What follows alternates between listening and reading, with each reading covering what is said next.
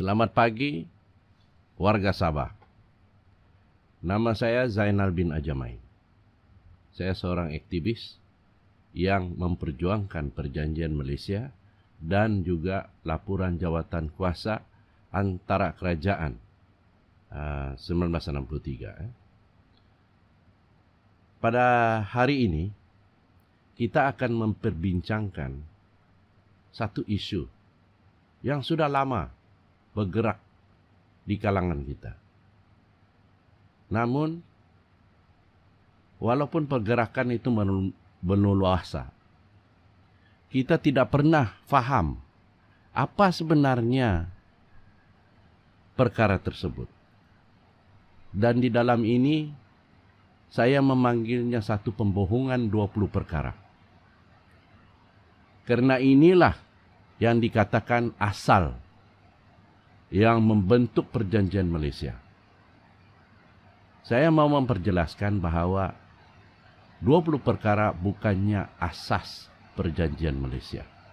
Ia hanya satu cadangan yang dihantar oleh parti-parti politik yang tidak pernah dipilih oleh rakyat Sabah. Now, 20 perkara ini sebenarnya kalau kita kaji, dia datang daripada perbincangan antara British dengan Melaya, bersabit dengan laporan Suruhanjaya Cobalt yang diadakan di London daripada 17 hari bulan Julai hingga 31 hari bulan Julai 1962. Isu yang disenaraikan di dalam 20 perkara adalah isu-isu yang telah dibincangkan di London dan bukannya satu perkara baru. Cadangan 20 perkara hanya mula dibincangkan di Jesselton pada 13 hingga 14 Ogos 1962. Lebih kurang setengah bulan selepas perbincangan laporan Cobalt dibuat di London. 20 perkara pula siap dibuat pada 29 hari bulan Ogos 1962 dan hasilnya dihantar ke IGC pada 30 hari bulan Ogos 1962 sebagai satu memorandum. Persoalannya pula, bagaimana 20 perkara ini boleh menjadi asas perjanjian Malaysia? Walhal 20 perkara hanyalah satu cadangan semata-mata. Namun mereka yang memperjuangkan 20 perkara ini pula, sebenarnya kalau kita lihat, mereka ini ingin membodek Putrajaya. Angkat kaki Putrajaya. Kenapa?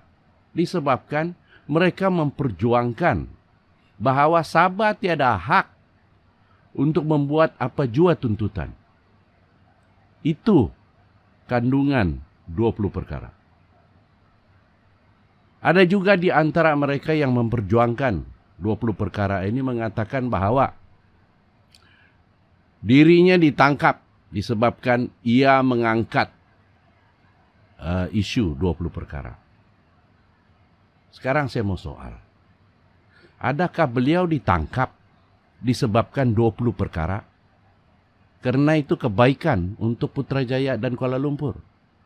Atau beliau ditangkap disebabkan berniat untuk mengangkat senjata.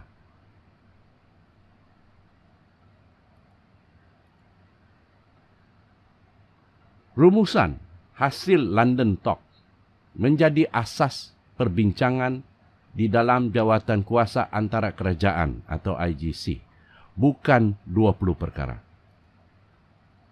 Inilah kalau kita mau lihat tajuk-tajuk yang dibincangkan di London daripada 17 hari bulan hingga 31 hari bulan Julai 1962. Dan kita boleh lihat salinan tajuk-tajuk ini, kita boleh rujuk daripada London Talk 31 Julai 1962, muka surat 377 Malaysia yang diterbitkan oleh A.J. Stockwell. Nah, kita perhatikan di sini. Perkara 7. Perkara 7 dan banyak lagi perkara-perkara di sini adalah lebih kurang apa yang tersenarai di dalam 20 perkara. Dan berikut adalah salinan memo 20 perkara yang telah ditandatangani oleh parti-parti politik Sabah yang tidak pernah dipilih oleh rakyat Sabah dan hanya merupakan cadangan kepada IGC, bukan perjanjian. Inilah dia. Ini kita perolehi daripada Akib Q di London. Dan ini hanya boleh diperolehi sejak tahun 1999 apabila dokumen-dokumen sulit atau rahsia semasa 1963 diklasifikasikan, berarti dibuka kepada umum. Barulah kita dapat perkara ini. Sebelum itu tiada orang dapat ini. Now, di sini jelas dikatakan bahwa memorandum for submission to the Intergovernmental Committee of Malaysia. Memorandum, bukan perjanjian. Tapi ada juga orang yang mengatakan itu perjanjian. Jadi orang ini yang sebenarnya tidak tahu membezakan apa itu satu memorandum dan apa itu satu perjanjian. Ini dibuat oleh 5 parti politik yang tidak pernah dipilih rakyat. Pada masa itu, kita belum ada lagi pilihan raya. Parti-parti yang membincangkan 20 perkara ini ialah United National Kadazan Organisation atau UNCO,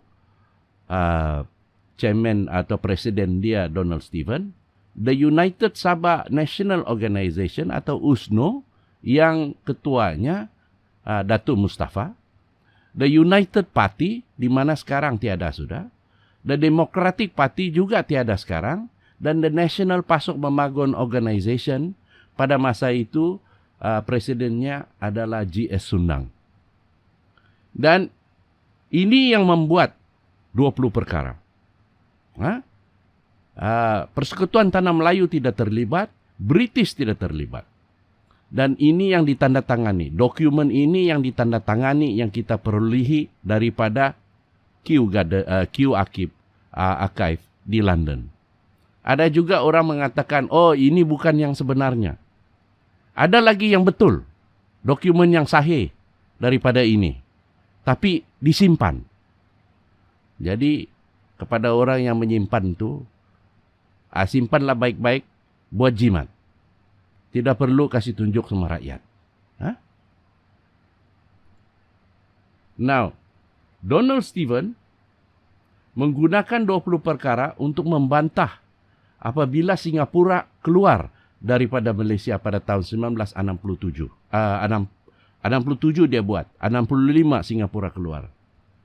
Namun, disebabkan beliau tidak menggunakan IGC dan perjanjian Malaysia, sebaliknya menggunakan 20 perkara, beliau gagal untuk mendapatkan respon. Bukannya respon atau tindakan susulan daripada pihak British. Jadi kita lihat lagi bahawa apa yang disediakan oleh 5 parti politik ini hanya cadangan. Dan cadangan tidak boleh digunakan sebagai asas untuk membuat tuntutan. Dan pada masa itu kalau kita lihat, North Borneo ini masih koloni British. Berarti perlindungan dan apa juga yang akan diberikan kepada Sabah, semuanya berdasarkan kepada budi bicara British, bukan daripada tuntutan parti-parti politik. British menyediakan dan mewariskan dokumen berikut untuk digunakan oleh rakyat Sabah apabila mereka matang untuk menggunakannya.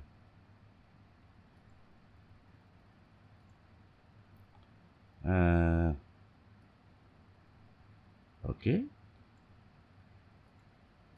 Now, ini salah satu dokumen yang saya maksudkan tadi.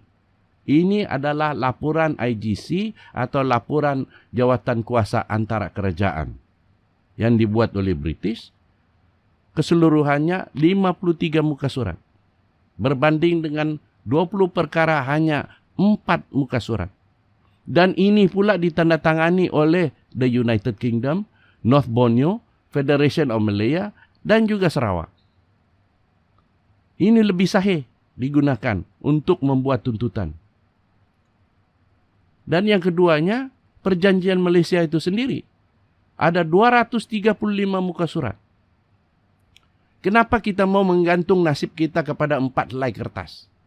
Apabila kita ada perjanjian, 235 muka surat yang kita boleh gunakan. Dan ini juga ditandatangani. Bukan oleh parti politik, tapi ditandatangani oleh United Kingdom, Persekutuan Tanah Melayu, North Borneo, Sarawak, dan juga Singapura. Jadi bagaimana 20 perkara boleh memudaratkan tuntutan-tuntutan Sabah yang kita mau menggunakan perjanjian Malaysia dengan IGC. Nah, kita tidak dapat bincangkan keseluruhan 20 perkara tersebut. Sekiranya ada yang ingin tahu, saya cadangkan supaya hadiri ceramah-ceramah yang kita berikan di mana merata tempat di Sabah ini. Dan yang mana yang ada berdekatan, kalau ada di di advertise, diiklankan, sila datang dan dengar secara terperinci. Ini dia, kita lihat 20 perkara satu persatu. Yang pertama, tuntutan 20 perkara dibuat kepada siapa? Itu yang penting, kepada siapa? Kerajaan negeri atau kerajaan persekutuan? Agama dan bahasa itu kuasa negeri. Kenapa perlu kita tuntut kepada Putrajaya? Heran bukan? Tidak perlu kita tuntut di sana. Itu kuasa kita. Ini satu ini. Poin nombor 4. Dia menunjukkan betapa sia-sia apa kita yang tuntut. Kenapa? Dia katakan head of the federation. Dia katakan the head of the state in North Borneo should not be eligible for election as head of the federation. Apa arti dia? Arti dia, TYT kita tidak boleh dipilih menjadi duli yang maha mulia yang di Pertuan Agong. Memang tidak boleh pun. Dia bukan turunan raja. Jadi kalau dia bukan turunan raja, kenapa kita mau tuntut di sini yang dia tidak boleh jadi agung? Sia-sia bukan? Now, ini lagi. Nomor 7. Rights of secession. There should be no right. No right. Tiada hak to secede from the federation. Untuk berpisah daripada persekutuan. Kenapa perlu tuntut Sabah tiada hak berpisah? Kenapa? Apabila kita lihat IGC, Perjanjian Malaysia dan Perlembagaan Malaysia tidak pun menyebut kita tiada hak berpisah. Bukankah itu membodek Kuala Lumpur dan Putrajaya? 20 perkara. Ini nomor 10 ini pula. 20 perkara. Dari segi warga negara. Dalam 10C, apa dia minta? Dia katakan dalam 20 perkara, sesiapa saja yang lahir di Sabah menjadi warga negara. Tanpa mengambil kira apa warga negara ibu bapanya. Itu yang dia katakan di sini. Apa arti dia? Arti dia, senang-senang saja orang dari luar dapat IC, dapat surat beranak. Pasal apa? Senang. Dia kena buat surat sumpah atau statutory declaration yang dia lahir di sini. Dapatlah dia. Jadi, apa yang kita dapat lihat daripada perkara nomor 10 di dalam 20 perkara ini? Mereka ingin menggelakkan PTI. Itu patut diperjuangkan kah? Heran aku. Ini lagi. 20 perkara tidak pun menyebut saranan Cobalt untuk memindah Interpretation Definition of Native Ordinance 1952. Tidak pernah. Di sini dia buat satu paragraf, tiada pun dia sebut. Tribunal Native pun dia tiada sebut di sini. Walhal ada disebut di dalam Cobalt. Dan dari 1985 sehingga 1994, maaf, Sabah berkuasa, ada kuasa untuk membuat pindaan ke atas ini. Tapi tidak dipindah. Kenapa?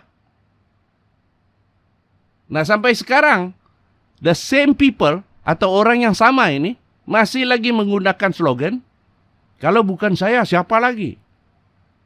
Ramai lagi orang Sabah, tahu kah? Bukan kau seturang saja. Dan kita lihat 20 perkara banyak membuat tuntutan dalam bidang kuasa Sabah, bukan pusat.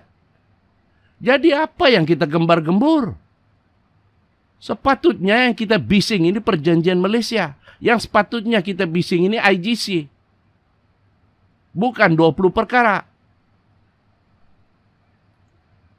Nah, ini dia. Yang ditandatangani oleh semua parti politik yang tidak pernah dipilih oleh rakyat. Hanya ketua Parti Nasional Pasok Mamagon Organisation tidak tanda tangani memorandum ini. Beliau ialah G.S. Sundang daripada Pendalaman Sabah. Dan beliau mendirikan batu sumpah bukan untuk mengingati 20 perkara. Namun disebabkan beliau kecewa dengan 20 perkara. Nama beliau dibatalkan daripada senarai untuk mewakili Sabah di dalam jawatan kuasa antara kerajaan atau IGC. Itu kita akan bincangkan dalam segmen kedua nanti.